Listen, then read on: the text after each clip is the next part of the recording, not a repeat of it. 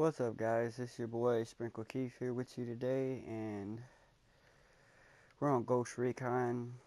We're going to elaborate a little bit about your skill points, documents, your whole loadout. Me and Loudblood's been making videos, let's play videos on Ghost Recon, and I feel we need to talk about the skill points, the documents, and the loadout. Now, you get skill points. You got physical, item, weapon, drone, squad, and rebel support. What you have to hunt for them, though. You have to look around the map and basically investigate in each area. You got area, you got people. You unlock a new person every time you defeat one person. So in each area there is skill points. And me personally, I do my physical first. No pain, stamina, helps you run, helps you survive a little bit longer.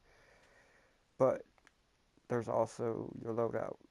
You get your weapons, but you have to hunt. You gotta find weapons crates. You have to do a lot of research. You can find parts. That's how you get to customize your weapon.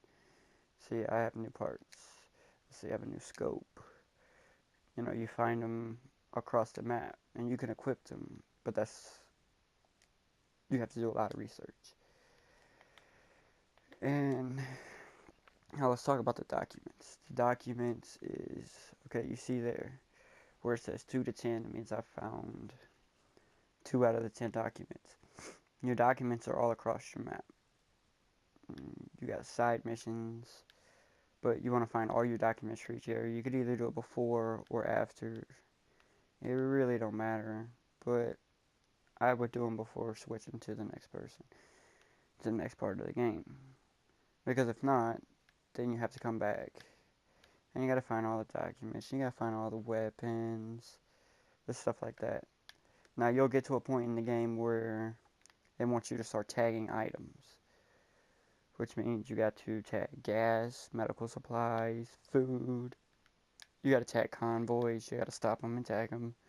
And that's some of the side missions.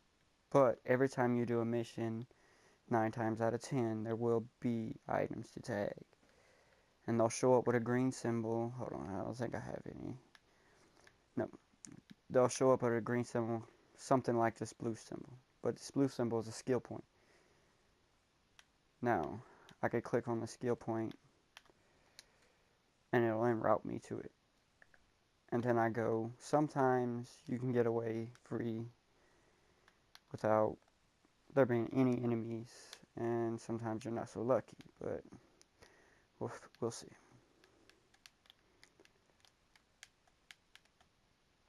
Yeah, the driving on this game kind of sucks, but it's awesome.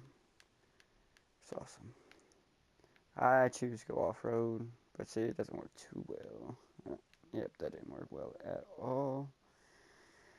But, and they give you like 45 seconds for your teammate to come pick you up, or something like that, but what we're going to do is we're going to go get a skill point. Just for people that are looking and don't have the game yet, there's a bunch of other stuff to do. Minus the side missions, you should really, I would clear the area before I leave the area. You got different areas on your map. You see, I got a border here. And if I leave the area, it's someone else.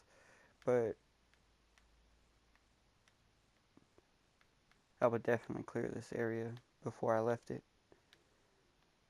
Because once I get to this area, you see how big it is. I mean, it's huge. The map on this game is huge. And there's a lot of things to do before you can leave the area. It does take quite a bit more time, but it'll save you time in the long run. You don't have to come back, and you don't have to hunt for stuff.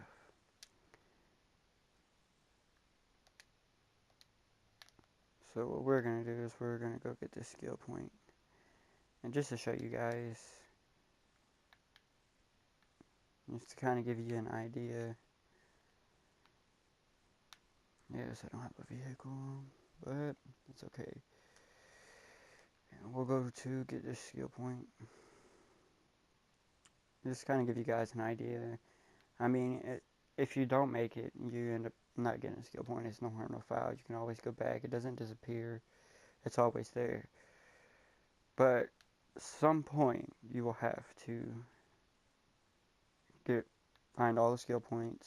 And sometimes it makes you do researches for new missions, which is you got to go into a base, kill everybody, hack into a computer, do research, and it gives you a new mission. So it kind of keeps you going. It doesn't get bored by any means. It's an awesome game. I've enjoyed it so far. I've been playing with my boy Loud Bud. It seems to be a pretty awesome game so far. I haven't found any flaws. The only thing I don't like is you don't have a jump button. There's no jump. You can climb stuff when you get to it, but you can't jump. It does not allow you to jump. You have two aims. You can sight in two different ways.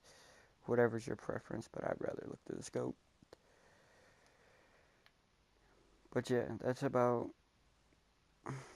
it. Well, we're gonna get this skill point here, and maybe a document depending on how much time we have. If I could ever find a car. There's this huge map. Can never find a car when you need one. You can get car drops, mortar support, backup, all that stuff, but it comes later on in the game. I haven't played very much, just enough to get a feel for it, stuff like that, just to check it out a little bit, but I didn't get too far into the game.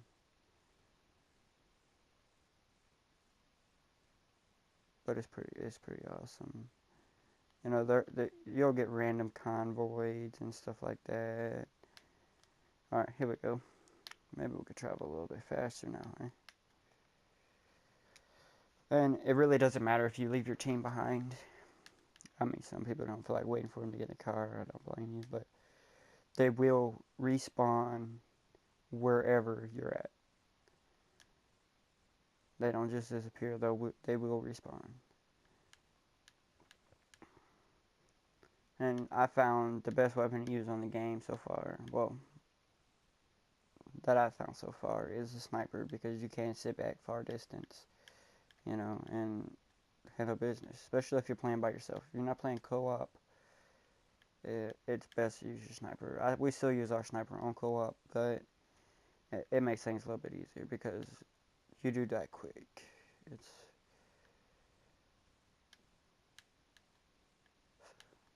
So far,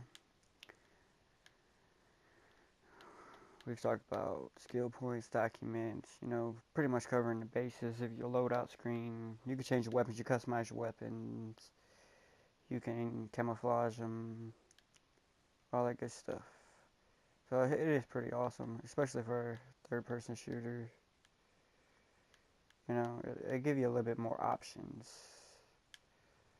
That you can't go off-road. If you would, you check out some of mine and Lavavod's videos we've made here recently. It's pretty much self-explanatory. We do see, we got lucky here. I don't think there will be anybody here. But you have a drone. You can throw your drone up, or you can use binoculars, sorry. I would rather use my drone because you can stand back, but you do have range, and you do have battery life, so you can't stay up for too long and you can't go too far of a distance, but that's where your skill points come in. You can upgrade all that. You can upgrade the distance, the battery life, all that, and your skill points, and that's why it's important to go and find all these skill points, because it's going to help you out later on in the game, because the game does get harder. You're going to need these, and then I can go into my skills. And sometimes, see, physical, they're not available right now because I've already set them. So I go to squad, I could do drone. So you got your night vision for your drone, your range, and your battery life. I'm going to do my range because I'm never up in the air that long, but I'm always trying to go far distance. And I could do night vision. And it helps you because it doesn't show enemies unless you throw your drone up. So you'll be running in blind and not knowing where they're at unless you throw your drone up. Then you'll be good to go. Well, alright guys, that's just going to wrap it up for today. I hope you enjoyed. Don't forget to check out my boy Loud Bud's profile. See his perspective on everything about the game. And I hope y'all enjoy. Have a great day.